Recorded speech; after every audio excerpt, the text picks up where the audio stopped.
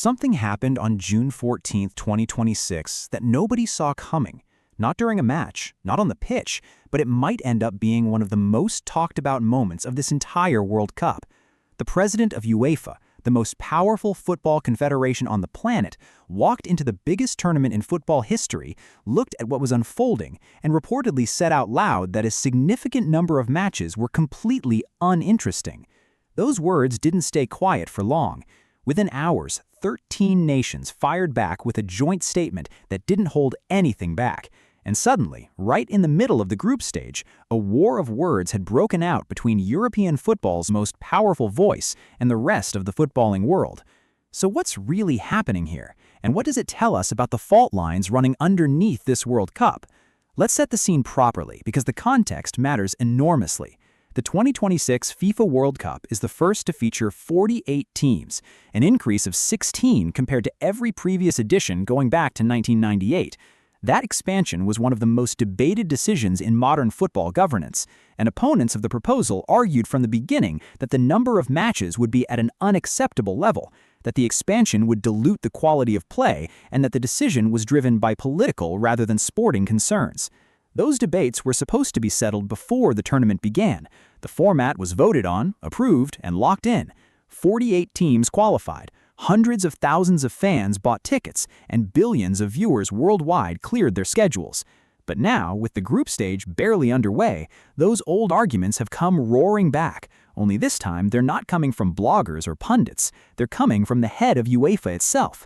Here's where things get interesting.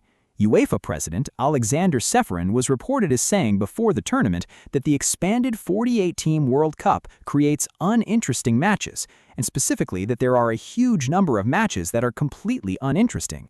Those comments resurfaced publicly during the opening weekend, and the reaction was immediate.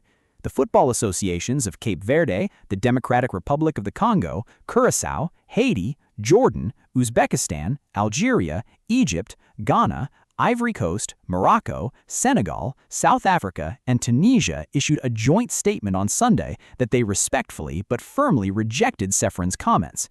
Think about the timing of that. These are nations that are actually playing in this World Cup right now. Some of them are playing in it for the very first time in their history. Cape Verde, Curaçao, Jordan, and Uzbekistan qualified for their first ever World Cup this year, while DR Congo and Haiti reached football's top stage for the first time since 1974.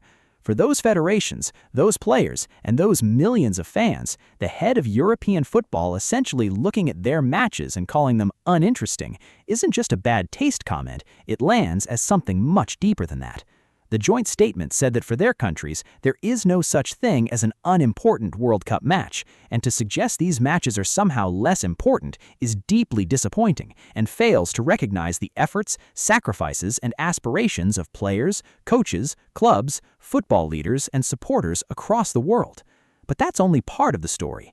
This matters because it isn't just an isolated comment from one official at one moment. It's the public eruption of a tension that has been building inside football for years, a tension between European football's traditional sense of ownership over the game's identity and the growing ambition of confederations across Africa, Asia, the Caribbean, and beyond to claim their own space in football's biggest moments. The associations that responded said football does not belong to a select group of nations and that its strength comes from its universality. That's a direct challenge to an attitude that critics have long accused European football of holding, even if it rarely gets stated quite so openly. Now, here's where you need to understand the bigger picture of how this argument connects to what's actually happening on the pitch. Italian media outlet Gazzetta dello Sport had already set the tone by writing that with the expansion to 48 nations, some matchups have noticeably become unbalanced, and that bigger is not always better. They also argued that in the allocation of spots by confederation, Europe has come out disadvantaged. That's the core of the European complaint. Fewer spots per country relative to other confederations, more group stage matches against what some view as lower-ranked opposition, and a format that they argue dilutes the intensity and stakes that made the old 32-team World Cup feel so relentlessly competitive. And there's something else worth noting. Ceferin's comments were nuanced enough that he reportedly also acknowledged, on the other hand, even small countries can participate and feel the pulse of the World Cup, which is a big thing. But that second part of his comment didn't generate nearly the same headlines. It was the completely uninteresting line that stuck, and once it's out there, the context around it almost doesn't matter. UEFA did not explicitly deny Ceferin's comments when contacted for a response, instead referring reporters to a separate interview where the expansion wasn't mentioned. That kind of non-denial in the middle of an active tournament only added fuel to the story. Now, let's bring this down to the level of the players and the fans, because that's where the real stakes of this debate live. Picture yourself as a player from Curaçao. Your nation of fewer than 200,000 people has never been to a World Cup before. You've spent years in the lower tiers of European club football, grinding through qualifying campaigns, playing in near-empty stadiums in the early rounds, and finally, you've made it. You're at the biggest tournament on the planet. Curaçao lost their opening match to Germany 7-1. That's a heavy result by anyone's measure. But does that scoreline make the match uninteresting? Not to the players who gave everything they had on that pitch, not to the fans in Willemstad who stayed up until the early hours to watch it, not to the generation of young Curaçaoan kids who saw their national team compete on the same stage as one of the great footballing nations in history.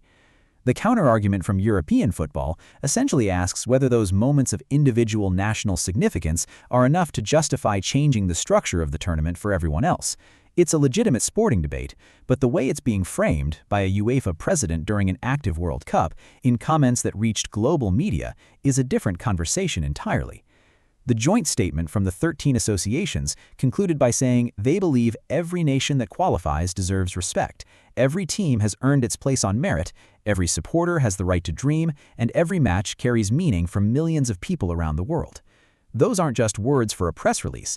They reflect a genuine shift in how the non-European footballing world is willing to push back against what it perceives as condescension from the game's traditional power centers. There's another angle to this that hasn't been discussed enough. This debate about match quality doesn't exist in isolation. It's happening against the backdrop of a World Cup that is already dealing with questions about ticket prices, attendance numbers, and whether the expanded format is generating the kind of sustained daily excitement that FIFA promised. Ticket prices for this tournament initially ranged from $60 for group stage matches up to $6,730 for the final, a significant jump compared to the previous World Cup in Qatar. And FIFA then introduced dynamic pricing for the first time, meaning those prices can shift depending on demand.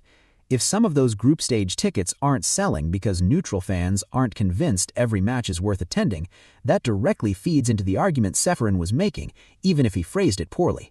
A match between two nations, neither of whom has a large traveling fan base, in a stadium that seats over 60,000 people in a city where football isn't the dominant sport, is a logistical challenge that the 32-team format simply didn't face at the same frequency. But here's the counter to that. The 32-team format produced its own share of forgettable group stage matches. A 1-0 win between two major European nations playing not to lose isn't automatically more interesting than a first-time qualifier giving everything they have in a 4-1 defeat. Interest is subjective, and the accusation being leveled at Ceferin is that he's applying a European standard of interest to a global event. So where does this leave things heading into the rest of the tournament?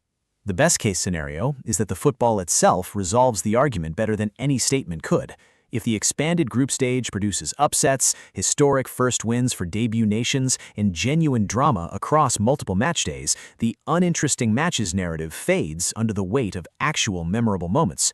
Football has a way of answering its critics on the pitch. The more challenging scenario is that the group stage delivers exactly what the critics feared: lopsided results, low-stakes final match days in certain groups, and attendance gaps in matches without major footballing nations create a visual argument for the European position, even if the emotional and developmental argument for expansion remains valid. What FIFA does with this public row also matters. UEFA didn't deny the comments and didn't issue an apology, while the 13 responding nations made their position publicly collectively clear. That's not a dispute that quietly resolves itself. It puts FIFA in an uncomfortable position of needing to defend its own format against the leader of its most commercially powerful confederation, while simultaneously standing up for the smaller nations whose inclusion was the central justification for expansion in the first place. One thing worth watching is whether this debate influences the conversation around future World Cup formats. FIFA has already floated the idea of further expansion. Any sign that the 48-team format is struggling to justify itself commercially or in terms of match quality will give ammunition to those who want to pull back rather than push forward. To bring it all together, what happened on June 14, 2026 was more than a public disagreement between football officials. It was a moment that put two competing visions of what the World Cup is supposed to be in direct conflict, and it did so on the world's biggest stage, right in the middle of the tournament itself. On one side, the argument that the World Cup is a premium sporting product whose value depends on consistently high-quality competition, and that expanding the field inevitably dilutes that quality. On the other side, the argument that the World Cup belongs to the world, not just to the nations that have always dominated it, and that making history for Cape Verde, Jordan, or Uzbekistan is exactly the kind of moment football is supposed to create. The statement from the 13 nations ended by saying the growth of football must continue to create opportunities, inspire new generations, and strengthen the truly global nature of the game. That's the vision FIFA sold when it expanded the tournament, and it's the vision that's now being tested in real time. What do you think? Was UEFA's president right that the expanded format creates matches that are genuinely less interesting, or does every World Cup debut nation deserve its moment regardless of the scoreline?